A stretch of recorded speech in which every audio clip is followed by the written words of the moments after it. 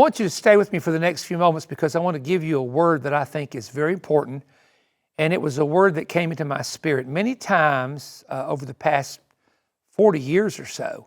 When I would be asleep and I would come out of my sleep, I think it's kind of a zone you get into where you're not totally asleep and you're not totally awake. You're right in that in-between moment. Sometimes it's just a few seconds, but I will hear in my spirit the voice of the Lord speaking to me, giving me a word. And I heard very clearly, America is about to be weighed. It's now being weighed, but it's about to be weighed severely. And I thought, whoa, Lord, what are you talking about? And immediately I went back to a story which is in Daniel chapter 5.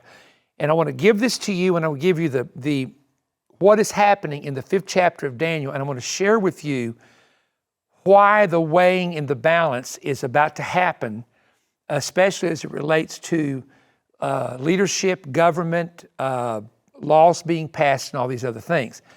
In Daniel chapter 5, Belshazzar was having a wild banquet, and there was 1,000 of his leaders from Babylon that were there that night, and they had this massive banquet hall. He then asked for someone to go get all of the treasures of the temple that Nebuchadnezzar, his grandfather, had brought into Babylon. If you remember, the Babylonians invaded Israel and went into Jerusalem and took all the treasures out and burnt the temple. And so Babylon had the wealth of Jerusalem's temple in the treasuries, probably where their idol gods were. Here's what he brought out. Daniel 5:5, he brought out the temple menorah, which is called the candlestick in the book of Daniel. Daniel 5:3, they brought the gold and silver vessels from the temple of Jerusalem to the banquet in Babylon to drink their wine from. Number 3, Daniel 5:4, the king began to praise the gods and the idols of gold and silver.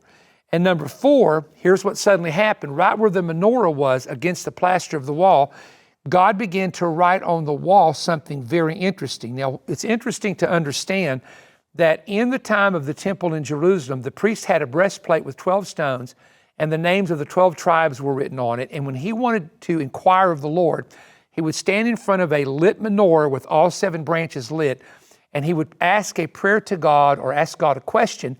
And the Jewish history says that the individual letters would light up, or the name of the tribe that was supposed to do something would light up from the light of the menorah, and that was called inquiring of the Lord.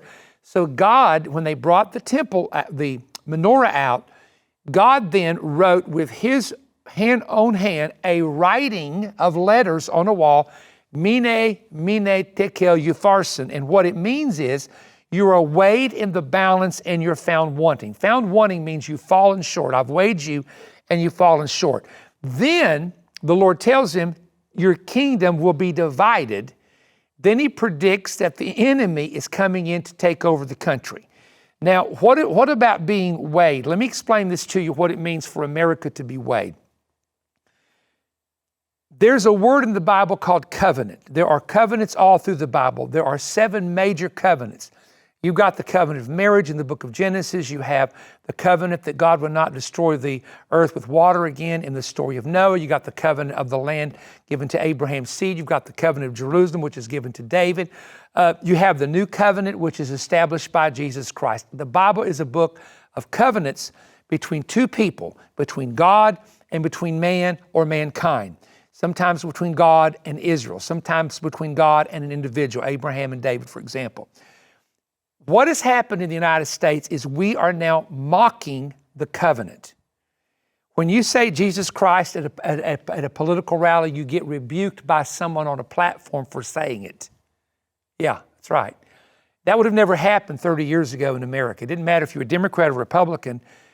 Back in the it would have happened 30 years ago. 50, 60 years ago, it would never happen because both parties had a respect for the Bible. In the early days, both had a respect for God and they had a respect for the history of America, which is founded on the Judeo-Christian principles. It's not that way now.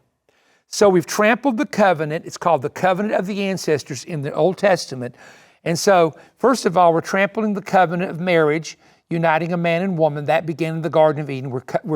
We're messing up the covenant of procreation. How are we doing that? When we take a man, it takes the seed of a man and the sperm of a man to create a baby. So when we mutilate a young man, we've done away with the covenant of procreation. And we've also done away with the covenant of the male and the female by switching genders. All of this is happening. Really, a lot of what I'm telling you has started happening in the past 10 years. And here's the problem with it. It's laws passed in this building right here by the Senate and the House, laws being passed. And it also involves whoever sits in this house as the leader. You know it and I know it. So here's what I keep hearing, and I want everybody to hear this. I want you to listen to me very carefully because this is an abbreviation of a very in-depth message I want to work on. I may actually preach the deeper part of this, the revelation God has given me at the 2025 summit. I'm not sure yet. Luke 11:17, listen to this verse. But he, knowing their thoughts, said to them, every kingdom divided against itself is brought to desolation, and every house divided will fall. Every house divided against itself will fall. See this house? House of Representatives, the house holding the Senate, everybody, we're divided. We're completely 50-50 divided, totally divided as a nation, totally divided. I hear people say, I want to bring this nation together. Never going to happen. Because if you elect conservative people, the left works against them. If you elect people that are far left, anti-God, anti-Bible, anti-Christian, those who are Christians will work against that, and they should.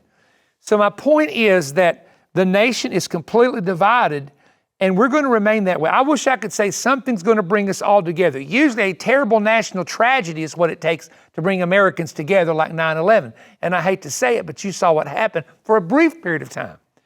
But I'm telling you, God is going to weigh the nation because he had to weigh Sodom and Gomorrah in his judgments. He had to weigh Judea. He had to weigh Israel. He had to weigh Babylon.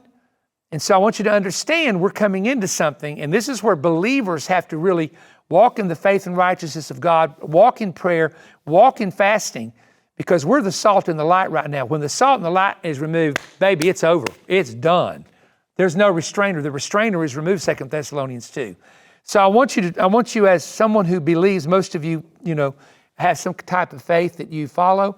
We hope it's the Word, it's the Bible. We hope it's the Messiah, but Jesus. But we ask you to just be in prayer and be in a repentant state and pray for the country and pray for the nation, because revival and prayer and turning to God, that's the only salvation we've got. Politics isn't going to save this nation. Never has, never will. Only our prayer and faith will do that. Thank you for joining me. Come on, give it a thumbs up right now. Hit that thumbs up and help us to reach more people with what they call the algorithm. And if you keep watching, subscribe to our channel and keep watching. We would love to have you to be a part of what we're doing. You can keep up with us through perrystone.org, Perrystone Ministries. You have to put that in their Facebook page.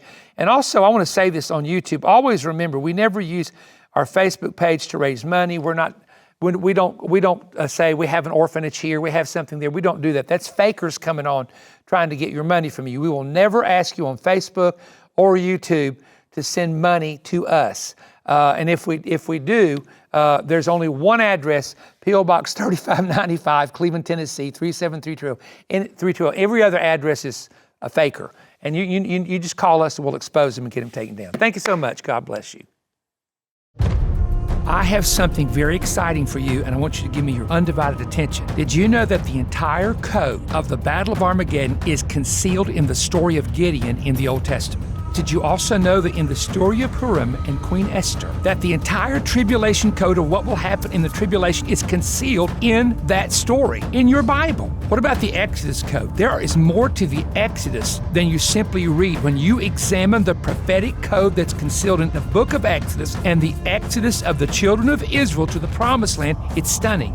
You've probably heard people talk about the word Maranatha, the Lord cometh. Did you know there is a code in the story of Maranatha, the word that is found in the scripture? I'm going to also tell you about end-time secrets that are concealed in the parables of Jesus. Many of Christ's parables are about the time of the end and his return, and yet some of them never get preached. What about the stunning and amazing Israeli-American cipher? Now, what am I talking about? I'm talking about an audio CD album of 6 live sermons that deal with the 6 greatest codes of the Bible. If you know Perry Stone's ministry, you know one thing. I love mysteries. I love biblical codes. I love studying from the Hebrew perspective.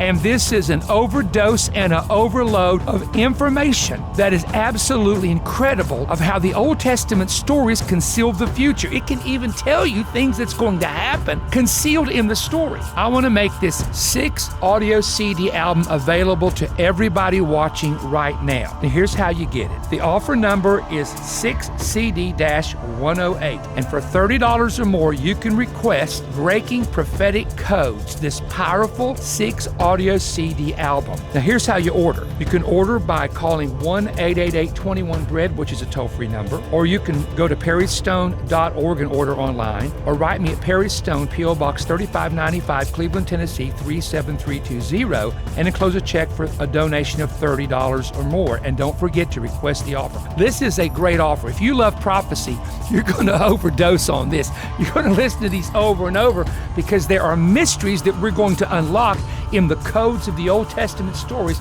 that conceal the future. But don't forget this. You can also purchase digital downloads at perrystone.org. So we want to hear from you today. Order this right now because it's a now word on prophecy. God bless you. If you enjoyed this YouTube content, there's an important website you should know about: perrystone.org. Perrystone.org is an essential resource for the latest books, audiovisual presentations, and digital products from Perry Stone Ministries. Resources that cover the same kinds of topics discussed in the program you just watched. Stop in and see all that's available at perrystone.org.